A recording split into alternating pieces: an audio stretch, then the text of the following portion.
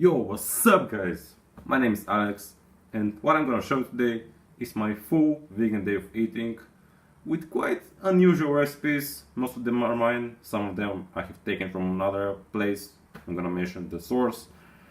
And after this, an overhead press workout, which is again pretty different from the most you have maybe seen. Props to Brian Ausruhe, it's made by him. I'm gonna mention the program down below. And make sure to check out this guy because I think when it comes to strength training and especially the workouts, this is the man. So make sure to do it. And please leave any feedback you have, good, bad, what did you like, what you didn't like, what would you like to see more of, what would you like to see less of, see more workouts, more meals, more of me doing backflips on the streets with my hair on fire, whatever you want. Just please, I'm open to the feedback. I'm gonna use it. I want to make my channel better because this is my first video. So I hope you enjoy it, and if you have some questions, bring it on. Peace.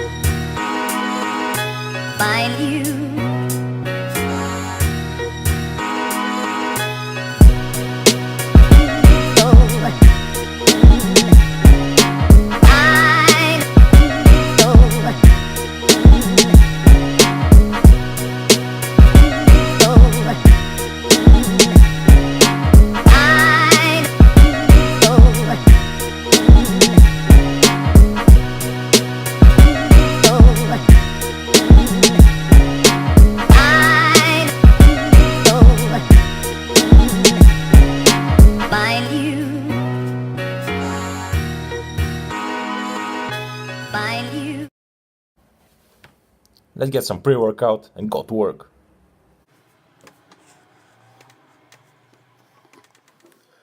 And after this elite level pre-workout, it's time for the workout. So I'm basically training on giant set basis, but you're gonna see the program down below. You have main movement for the day, which today is the overhead press, and you start up with some antagonist muscle group, which in this case was weighted pull-ups. After this, the main movement, and after this I like to do oblique variation in my upper body days, which are the overhead press and the bench press days. Yeah, basically the program is 4 times a week, and for the 4 main movements, the overhead press, squat, bench press and deadlift. And I like to switch it up, upper lower with 1 day rest in between.